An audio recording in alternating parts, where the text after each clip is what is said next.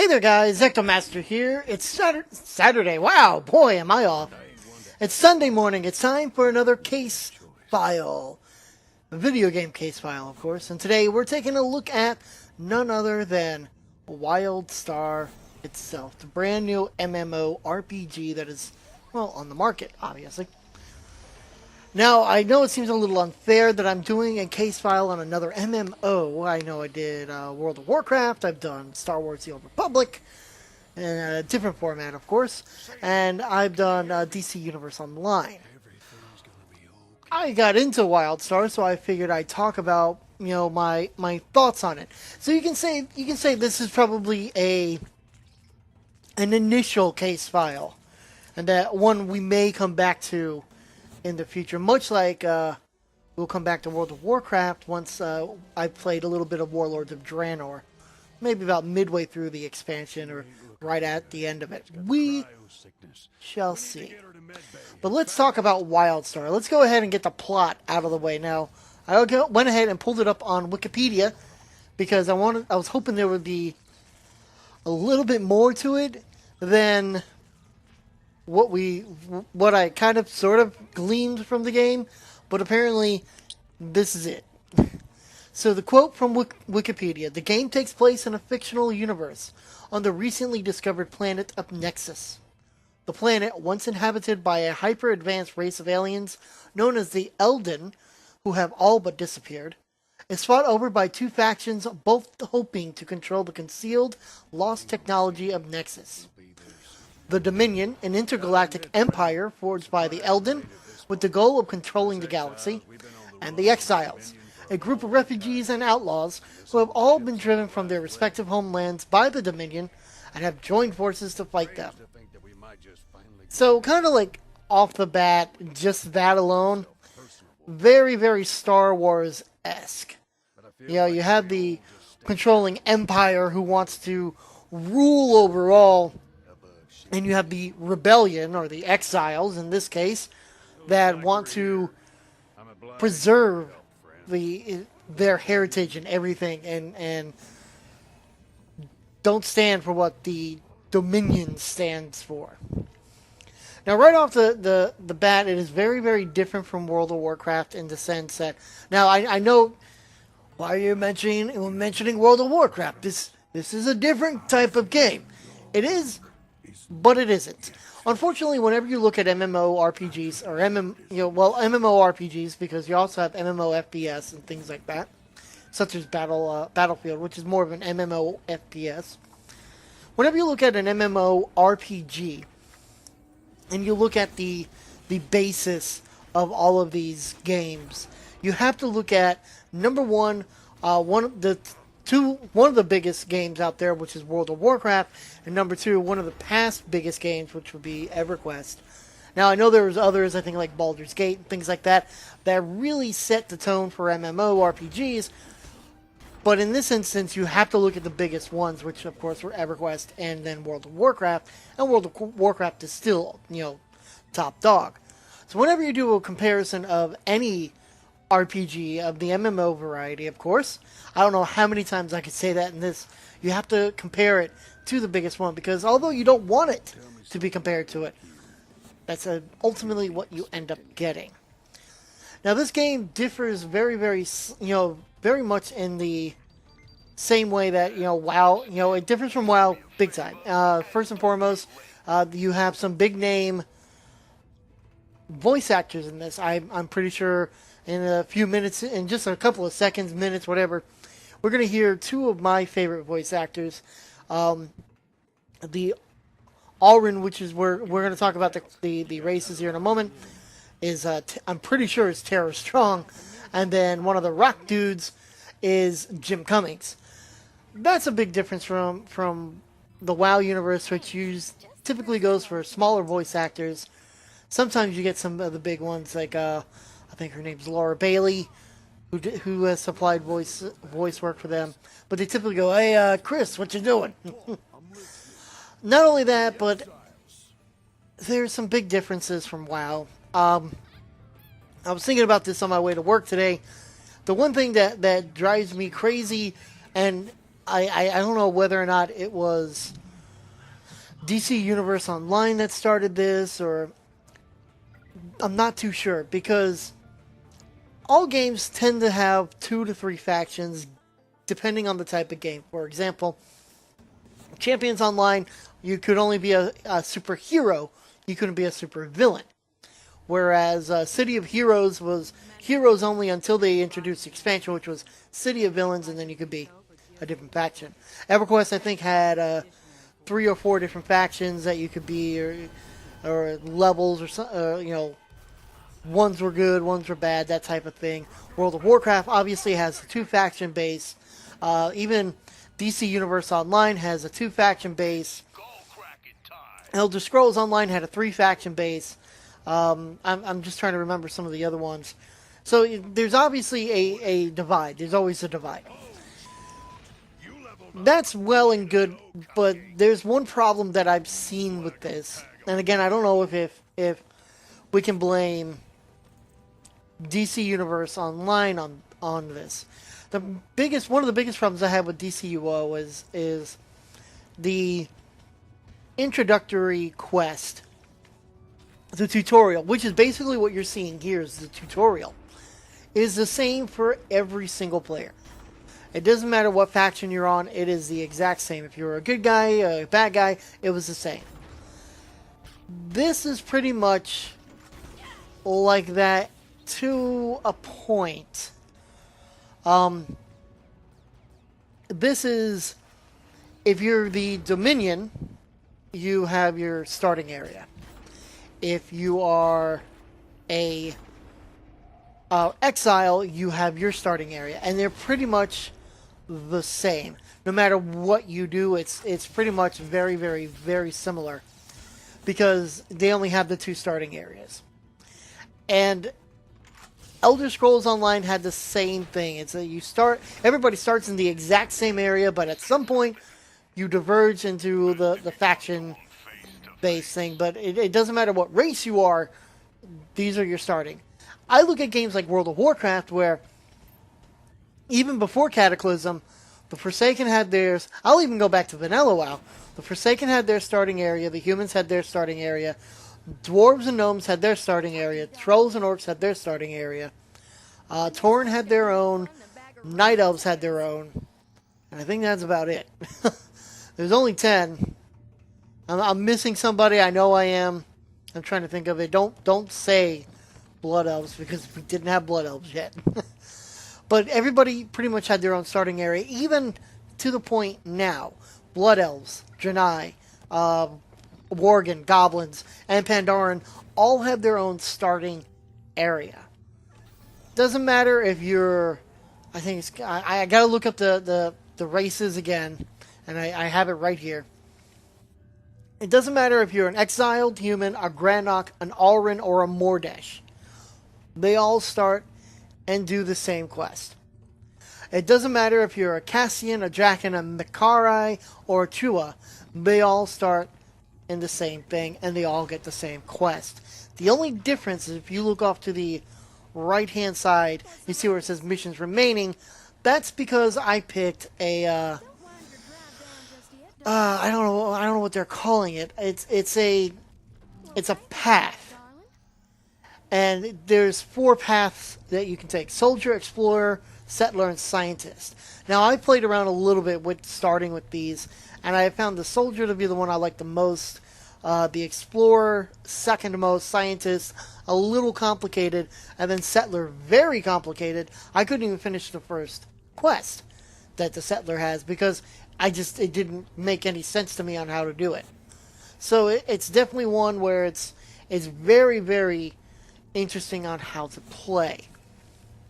The one thing I do like about it, and this is another thing that drives me a little crazy, and I look at Elder Scrolls as a huge example of this happening in games, and it's this sense of, as players, we want to really customize our characters, and I totally get that. I love that about games. Let's customize our characters.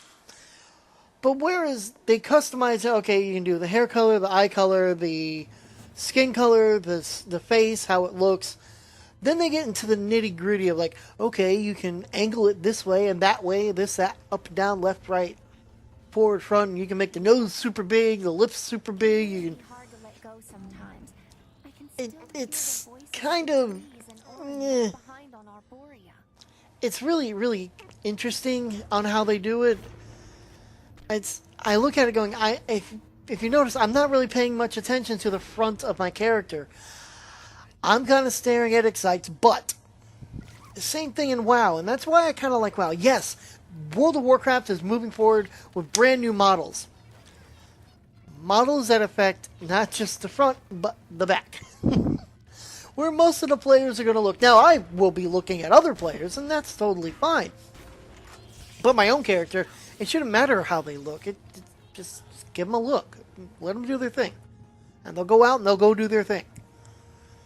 Whereas this, it's just, I don't know. The same problem I have with, like, Elder Scrolls. It's like, okay, you can really get into the nitty-gritty of the look of your character. I don't care.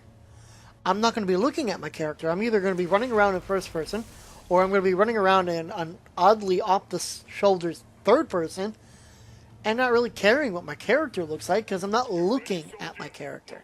Sure, let others look at him. I don't care if they see me as a standard face. And yes, WoW gives you different looks on the faces, but they don't get down to, okay, so how long do you want the Blood Elf's ears to be?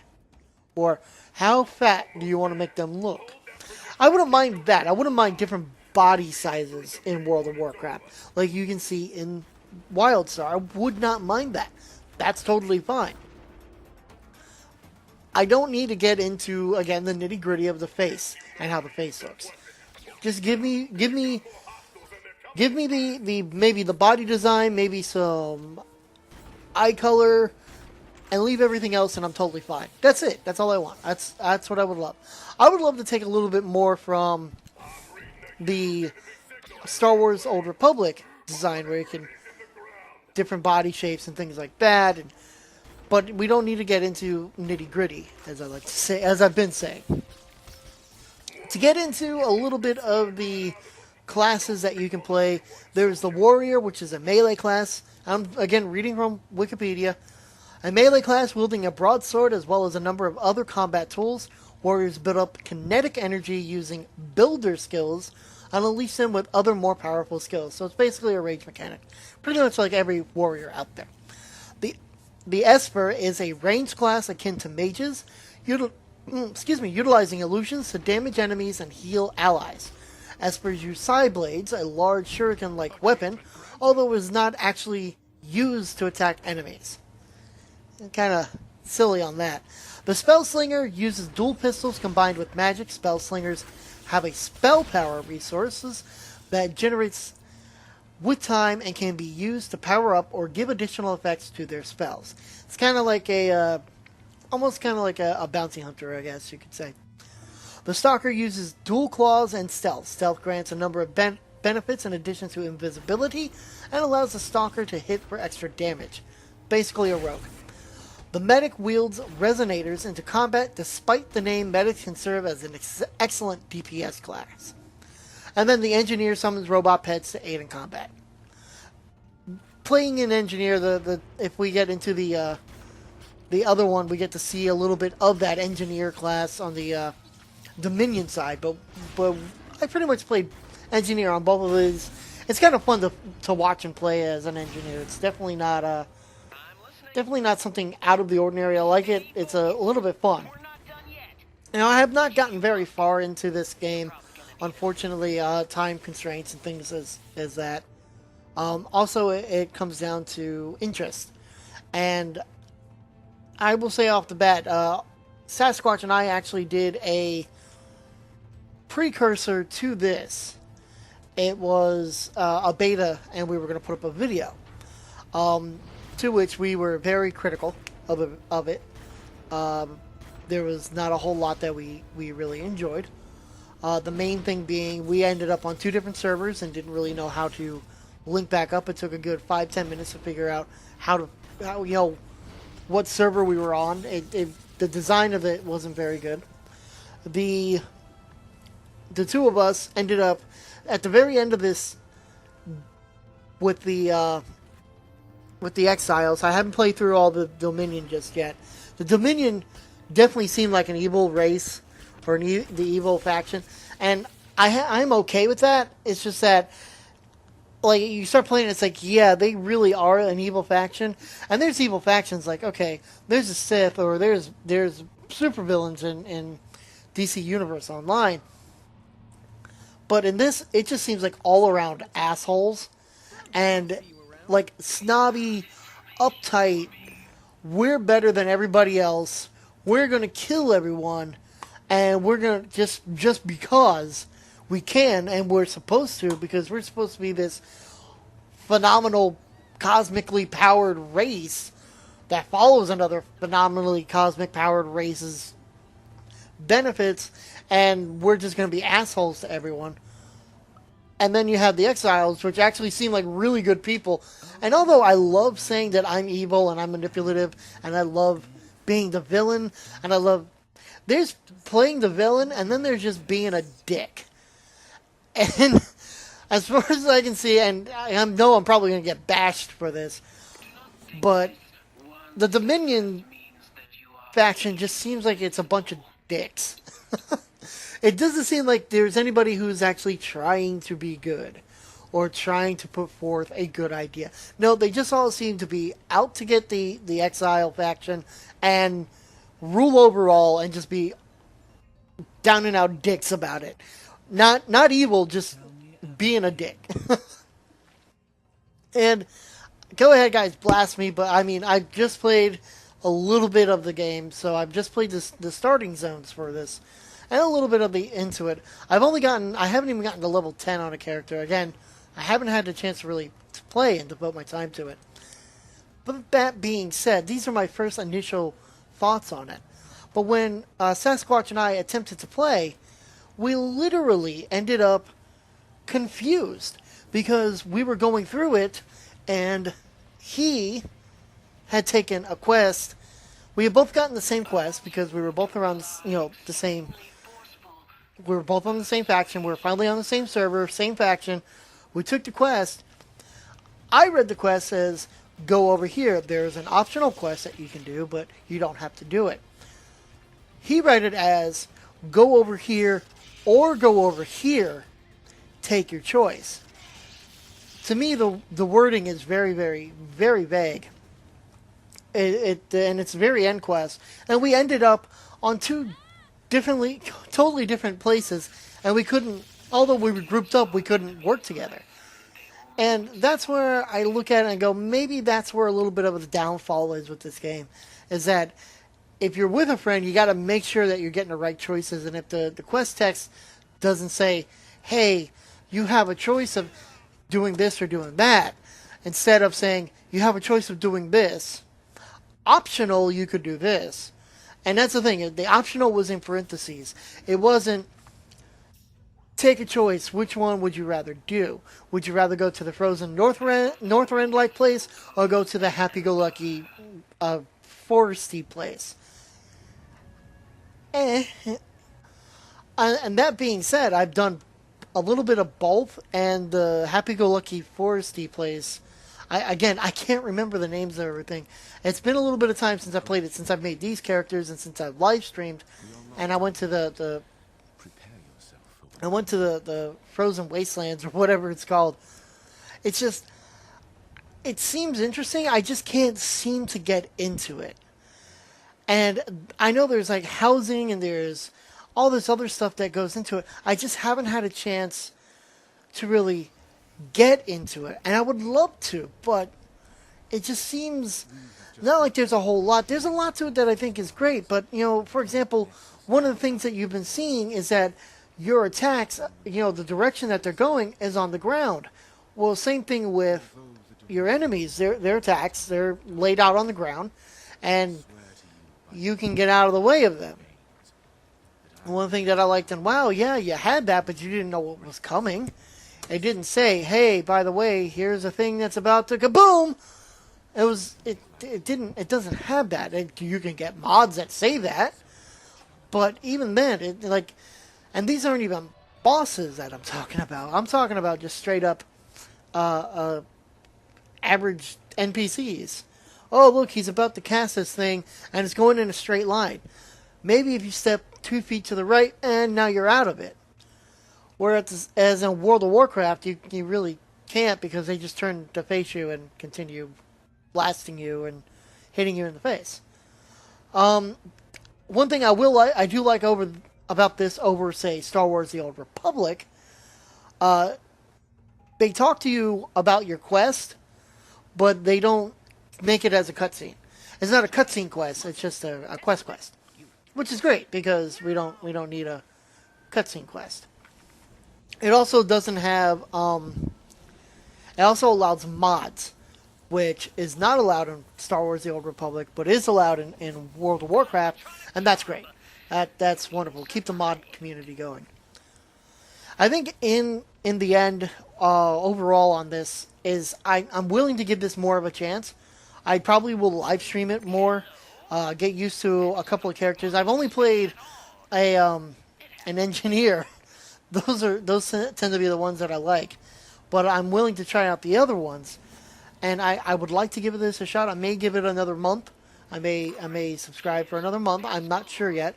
That is one thing that they did implement with this game that is not in any other game. At least not that I know of. You can use in-game gold or in-game money to buy game time. That, I think, is a great idea. It would definitely help out World of Warcraft. I mean, jeez. Guys peeps are loaded up with money in WoW. Could you imagine if they could just buy game time from in-game? That'd be great. That'd be fantastic. Prices of everything would skyrocket, but hey, that would be great. Personally, I just think. I mean, I could be wrong. I mean, it could prove to be very, very bad. But I don't know. I see how this game can be fun, but unfortunately, when you're playing solo like I am, there's not much to kind of pull you in. There's not much story to pull you in. And there's story, but it's a brand new story. It's not a story that everyone knows. And nowadays, it's typically hard to pull everybody into a brand new story. For example, even World of Warcraft is based off of the Warcraft universe. Star Wars: The Old Republic is based off the Old Republic. Knights of the Old Republic. DC Universe Online is based off the DC comics. Even EverQuest 2 and EverQuest Next. Yes, EverQuest was brand new to the scene when it came out, but they are based off of that universe. So there are those that are familiar with those universes. Whereas WildStar is, although there's a comic book by the same name, it has nothing to do with this. Nothing to do with the game at all.